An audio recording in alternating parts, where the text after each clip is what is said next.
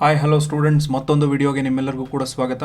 ಇಂದು ಯಾವ ಒಂದು ವಿಷಯದ ವಿಶ್ಲೇಷಣೆಯನ್ನು ನಾವು ನೋಡ್ತಾ ಇದ್ದೇವೆ ಅಂತ ಹೇಳಿದ್ರೆ, ತೃತೀಯ ಸೆಮಿಸ್ಟರ್ BSc ಬರ್ತಾ ಇರತಕ್ಕಂತಹ ವಚನಗಳು. ಆ ವಚನಗಳಲ್ಲಿ ಮೂರನೇ ಒಬ್ಬ ವಚನಕಾರನಾಗಿರ್ತಕ್ಕಂಥ ಆಯ್ದಕ್ಕಿ ಮಾರಯ್ಯನ ವಚನಗಳನ್ನು ನಾವು ಇವತ್ತು ನೋಡ್ತಾ ಹೋಗೋಣ.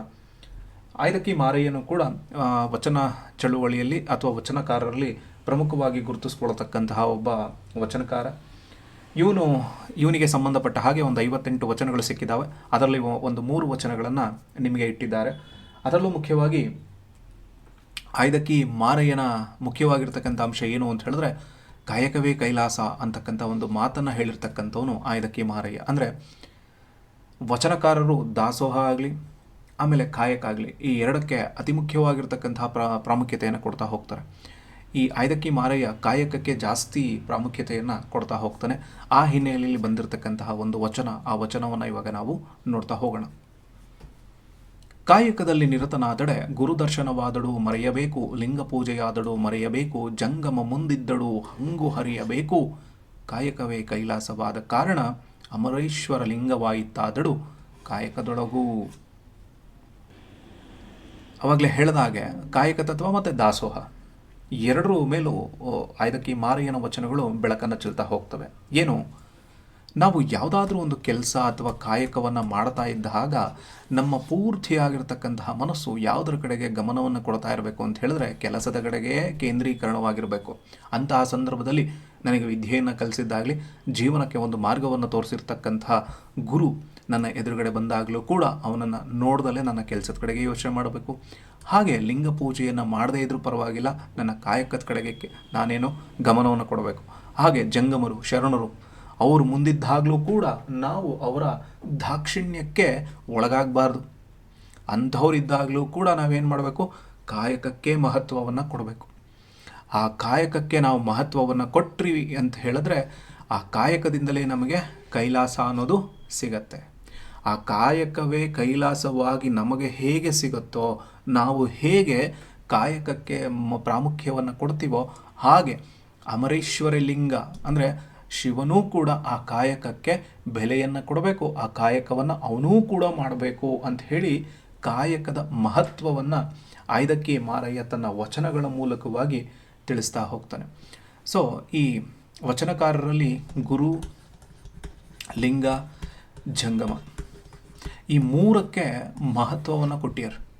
ಈ ಮೂರು ನಮ್ಗೆ ಎಂಥ ಸಂದರ್ಭದಲ್ಲಿ ಬಂದಾಗಲೂ ಕೂಡ ಆ ಮೂರಕ್ಕೆ ನಾವು ಗಮನವನ್ನು ಕೊಡಬೇಕು. ಆದರೆ ಕಾಯಕ ಮತ್ತು ದಾಸೋಹದ ಸಂದರ್ಭದಲ್ಲಿ ನಾವು ಈ ಮೂರಕ್ಕೆ ಗಮನವನ್ನು ಕೊಡೋದಕ್ಕಿಂತ ಮುಖ್ಯವಾಗಿ ನಾವು ಕಾಯಕ ಮತ್ತು ದಾಸೋಹಕ್ಕೆ ಬೆಲೆಯನ್ನು ಕೊಡಬೇಕು ಅಂತ ಹೇಳಿ ಆಯ್ದಕ್ಕಿ ಮಾರಯ್ಯ ಈ ಒಂದು ವಚನದಲ್ಲಿ ಹೇಳ್ತಾ ಹೋಗ್ತಾನೆ.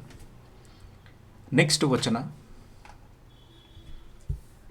ತವ ನಿಧಿಯ ಬೆಳವಂಗೆ ಕಣಜದ ಹಂಗುಂಟೆ, ವಿರಕ್ತರಿಗೆ ಆರೈಕೆ ಗೊಂಬವರುಂಟೆ, ಕಾಯಕವ ಮಾಡುವ ಭಕ್ತರಿಗೆ ಇನ್ನಾರು ಕಾಡಲು ಏತಕ್ಕೆ, ಆ ಗುಣ ಅಮರೇಶ್ವರ ಲಿಂಗಕ್ಕೆ ದೂರ. ಭಕ್ತನಾಗಿರ್ತಾನಲ್ವಾ, ಆ ಭಕ್ತನಾಗಿರ್ತಕ್ಕಂಥವ್ರಿಗೆ ನಾಶ ಅಂದರೆ ಭಕ್ತನಿಗೆ ಯಾವತ್ತೂ ಕೂಡ ನಾಶವಾಗದೇ ಇರತಕ್ಕಂತಹ ಒಂದು ಅಂಶ ಯಾವುದು ಅಂತ ಹೇಳಿದ್ರೆ ಅದು ಭಕ್ತಿ. ಭಕ್ತಿ ಅಂತಕ್ಕಂಥ ಸಂಪತ್ತನ್ನು ಯಾರು ಶರಣರು ಹೊಂದಿರ್ತಾರೋ ಅವರಿಗೆ ಏನಾಗೋದಿಲ್ಲ ಅಂತ ಹೇಳಿದ್ರೆ, ಎಂತಹ ಸಂದರ್ಭದಲ್ಲೂ ಕೂಡ ನಾವು ಸಂಪತ್ತನ್ನು ಶೇಖರಿಸಿ ಇಡಬೇಕು ಅಂತಕ್ಕಂಥ ಯೋಚನೆ ಬರೋದಿಲ್ಲ. ಅಂದರೆ ಭಕ್ತಿಗಿಂತ ಶ್ರೇಷ್ಠವಾಗಿರ್ತಕ್ಕಂಥ ಅಂಶ ಇನ್ನೊಂದು ಯಾವುದೂ ಇಲ್ಲ. ಸಂಪತ್ತು ಕೂಡ ಅದ್ರ ಮುಂದೆ ನಗಣ್ಯ. ಅದನ್ನು ನಾನು ಯಾಕೆ ಶೇಖರಣೆಯನ್ನು ಮಾಡಿಡಬೇಕು? ನನಗೆ ಶೇಖರಣೆ ಮಾಡಿಡೋದು ಮುಖ್ಯವಾಗಿರ್ತಕ್ಕಂಥದ್ದು ಏನು ಅಂತ ಹೇಳಿದ್ರೆ ಭಕ್ತಿ ಮಾತ್ರ. ಆ ಭಕ್ತಿ ಎದುರುಗಡೆ ಸಂಪತ್ತನ್ನು ನಾನು ಶೇಖರಿಸಿ ಇಡೋದಕ್ಕೆ ಮುಂದಾಗೋದೂ ಇಲ್ಲ. ಹಾಗೆ ವಿರಕ್ತನಾದವನಿಗೆ ಅಂದರೆ ಎಲ್ಲವನ್ನ ತ್ಯಜಿಸೋ ಇರೋನಿಗೆ ಆರೈಕೆ ಅನ್ನೋದು ನಾವು ಮಾಡಬೇಕಾಗತ್ತೆ. ಅವನು ಬೇಡ ಅಂತ ಹೇಳ್ತಾನೆ. ಯಾಕೆ? ನಾನು ಸರ್ವಸಂಗವನ್ನು ಬಿಟ್ಟಿರ್ತಕ್ಕಂತಹ ಒಬ್ಬ ವ್ಯಕ್ತಿ ಆಗಿರೋದ್ರಿಂದ ನನಗೆ ಯಾರಾದರೂ ಆರೈಸಿ ನನ್ನನ್ನು ನೋಡ್ಕೊಳ್ಳಿ ಅಂತ ಯಾರಾದರೂ ಹೇಳ್ಕೊಳಕ್ಕೆ ಹೋಗ್ತಾರ? ಆಗೋದಿಲ್ಲ. ಹಾಗೆ ಭಕ್ತಿ ಅಂತಕ್ಕಂಥದ್ದು ಅಳಿಸಲಾರದ ನನ್ನ ಭಕ್ತಿ ಅಂತಕ್ಕಂಥದ್ದು, ಭಕ್ತಿಯ ಜೊತೆಗೆ ಕಾಯಕವನ್ನು ಮಾಡುವ ಭಕ್ತರಿಗೆ ನಾವೇನಾದರೂ ಹಾಳು ಮಾಡೋದಕ್ಕಾಗತ್ತಾ? ಹಾಳು ಮಾಡೋದಕ್ಕೆ ಸಾಧ್ಯನೇ ಇಲ್ಲ. ಯಾಕೆ? ಅವರು ಭಕ್ತಿಗೆ ಗಮನವನ್ನು ಕೊಟ್ಟಿರ್ತಾರೆ. ಹಾಗೆ ಸಂಪತ್ತಾಗಲಿ, ಆರೈಕೆ ಆಗಲಿ ಅಥವಾ ಕಾಯಕ ಆಗಲಿ, ಈ ಮೂರನ್ನು ಮಾಡ್ತಾ ಇರ್ತಕ್ಕಂಥವ್ರಿಗೆ ಯಾವತ್ತೂ ಕೂಡ ನಾವು ಅವರಿಗೆ ತೊಂದರೆಯನ್ನು ಕೊಡೋದಕ್ಕಾಗಲಿ ಅಥವಾ ಬೇರೆ ಏನನ್ನೂ ಮಾಡೋದಕ್ಕಾಗೋದಿಲ್ಲ. ಅಂತಹ ಸಂದರ್ಭದಲ್ಲಿ ಇವೇನಾದರೂ ನಾವು ಮಾಡ್ತೀವಿ, ಸಂಪತ್ತು ಮುಖ್ಯ, ನಮಗೆ ಆರೈಕೆ ಮುಖ್ಯ, ಕಾಯಕಕ್ಕಿಂತ ಬೇರೆ ಇನ್ನೊಂದು ನನಗೆ ಮುಖ್ಯ ಅಂತ ಹೇಳಿದ್ರೆ ನಾವು ಆ ಶಿವನ ಕೃಪೆಗೆ ಒಳಗಾಗಕ್ಕಾಗತ್ತಾ? ಅಥವಾ ಆ ಈಶ್ವರನ ಕೃಪೆಗೆ ಒಳಗಾಗಕ್ಕಾಗತ್ತಾ? ಆ ದೇವರ ಕೃಪೆಗೆ ಒಳಗಾಗಕ್ಕಾಗತ್ತಾ? ಯಾವತ್ತೂ ಆಗೋದಿಲ್ಲ. ಅಂದರೆ ಲೌಕಿಕ ಬದುಕಿನಲ್ಲಿ ಸಿಕ್ಕಿರ್ತಕ್ಕಂಥದ್ದಕ್ಕಿಂತ ಮುಖ್ಯವಾಗಿ ಅಲೌಕಿಕ ಬದುಕಿನಲ್ಲಿ ನಮಗೆ ಏನು ಸಿಗುತ್ತೋ ಅದು ಮುಖ್ಯ.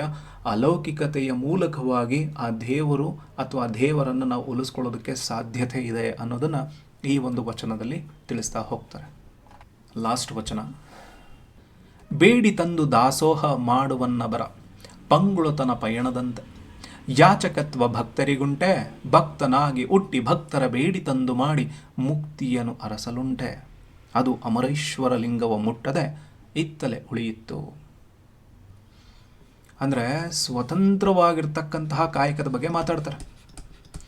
ಅಂದರೆ ಬೇರೆಯವರಿಂದ ಬೇಡಿ ತರೋದ್ರಿಂದ ನನಗೇನು ಸಿಗತ್ತೆ? ಬೇರೆಯವರಿಂದ ಅದು ಈಗ ನಮ್ಮ ಮನೆಗೆ ಯಾರೋ ಬಂದಿರ್ತಾರೆ ಅಂತ ಅಂದ್ಕೊಂಡಾಗ ಪಕ್ಕದ ಮನೆಯವರಿಂದ ಈಸ್ಕೊಂಬಂದ್ಬಿಟ್ಟು ಅದರಿಂದ ಅಡುಗೆ ಮಾಡು ಆ ಅತಿಥಿಗಳಿಗೆ ನಾವು ಬಡಿಸಿದ ತಕ್ಷಣ ನಮಗೇನಾದರೂ ಒಂದು ಒಳ್ಳೇದಾಗತ್ತಾ? ಇಲ್ಲ. ನನ್ನ ಮನೆಯಲ್ಲಿ ಏನಿದೆಯೋ ನಾನು ಕಾಯಕ ಮಾಡ್ಕೊಂಡು, ಅಂದರೆ ನಾನು ಕೆಲಸ ಮಾಡ್ಕೊಂಡು ದುಡ್ಕೊಂಡು ಏನು ತೊಗೊಂಬಂದಿದ್ದೀನೋ ಅದರಲ್ಲಿ ಅವ್ರಿಗೆ ಮಾಡಿ ಇಟ್ಬೇಕು. ಆವಾಗ ಅದರಿಂದ ನಮಗೇನು ಸಿಗುತ್ತೆ? ಏನಾದರೂ ಒಂದು ಒಳ್ಳೇದಾಗತ್ತೆ. ಅದನ್ನು ಬಿಟ್ಟು ಬೇರೆಯವ್ರ ಮನೆಗೆ ಹೋಗಿ ತೊಗೊಂಬರ್ತೀವಿ ಅಂತ ಹೇಳಿದ್ರೆ ಆಗೋದಿಲ್ಲ. ಅದು ಯಾವ ಥರ ಕಾಣುತ್ತೆ ಅಂತ ಹೇಳಿದ್ರೆ, ಕುಂಟ ಹೆಂಗೆ ನಡೆಯೋದಕ್ಕೆ ಆಗೋದಿಲ್ವೋ ಹಾಗೆ ನಾನು ಮಾಡ್ತಕ್ಕಂತಹ ಒಂದು ದಾಸೋಹವು ಕೂಡ ಆ ಕುಂಟನ ರೀತಿಯಲ್ಲಿ ಕಂಡುಬರುತ್ತೆ. ಅದರಲ್ಲಿ ಏನಾದರೂ ಒಂದು ಊನ ಅಥವಾ ಒಂದು ಕುಂದು ಕಂಡುಬರುತ್ತೆ. ಅದ್ರ ಜೊತೆಗೆ ಬೇಡಿ ತರೋದು, ಪಕ್ಕದ ಮನೆಗೆ ಹೋಗೋ ಅಲ್ಲೋ ಇಲ್ಲೋ ಹೋಗಿ ಬೇಡ್ಕೊಂಡು ತರೋಂಥದ್ದು ಭಕ್ತರಿಗೆ ಒಳ್ಳೆಯದಾಗತ್ತಾ? ಶಿವಶರಣರಿಗೆ ಅದು ಬೇಕಾಗತ್ತಾ? ಇಲ್ಲ. ಯಾಕೆ? ಬೇಡಿಕೆ ಅನ್ನೋದನ್ನು ಬಿಟ್ಟು ಸ್ವತಂತ್ರವಾಗಿರ್ತಕ್ಕಂತಹ ಕಾಯಕದ ಕಡೆಗೆ ನಾವು ಗಮನವನ್ನು ಕೊಡಬೇಕು. ಯಾಕೆ? ನಾನೊಬ್ಬ ಭಕ್ತನಾಗಿ ಹುಟ್ಟಿ ಇನ್ನೊಬ್ಬ ಭಕ್ತನ ಮನೆಗೆ ಹೋಗಿ ಅವನ ಹತ್ರ ಬೇಡ್ಕೊಂಡು ತಗೊಂಡು ಬಂದು ದಾಸೋಹವನ್ನು ಮಾಡಿದ್ರೆ ನನಗೆ ಮುಕ್ತಿ ಅನ್ನೋದು ಸಿಗತ್ತಾ? ಮೋಕ್ಷ ಅನ್ನೋದು ಸಿಗತ್ತಾ?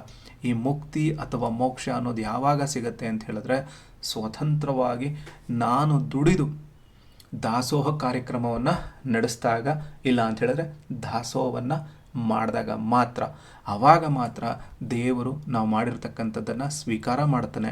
ಇಲ್ಲ ಅಂತ ಹೇಳಿದ್ರೆ ಬೇರೆಯವ್ರ ಮನೆಯಿಂದ ಬೇಡ್ಕೊಂಡು ತೊಗೊಂಬಂದಿರೋದ್ರಿಂದ ನಾವು ಮಾಡ್ತೀವಿ ಅಂತ ಹೇಳಿದ್ರೆ ಅದನ್ನು ಆ ದೇವರು ಕೂಡ ನಿರಾಕರಿಸ್ತಾ ಹೋಗ್ತಾನೆ. ಅದಕ್ಕೆ ಹೇಳೋದು, ನಾವು 1 ರೂಪಾಯಿ ದುಡಿದ್ರು 100 ರೂಪಾಯಿ ದುಡಿದ್ರು ಅದು ನಮ್ಮದು ಮಾತ್ರನೇ. ಬೇರೆಯವ್ರು 100 ರೂಪಾಯಿ ಕೊಟ್ಟರು ಅದು 1 ರೂಪಾಯಿಗೆ ಸಮಾನನೋ 1000 ರೂಪಾಯಿಗೆ ಸಮಾನನೋ, ಆದರೆ ನಮ್ಮದಾಗಿರಲೇಬೇಕು. ಆವಾಗಲೇ ನಿಜವಾಗಿರ್ತಕ್ಕಂತಹ ಕಾಯಕಕ್ಕೆ ಒಂದು ಒಳ್ಳೆತನ ಅನ್ನೋದು ಸಿಗತ್ತೆ. ಇಲ್ಲ ಅಂತ ಹೇಳಿದ್ರೆ ನನಗೆ ಒಳ್ಳೆತನ ಅನ್ನೋದು ಸಿಗತ್ತೆ.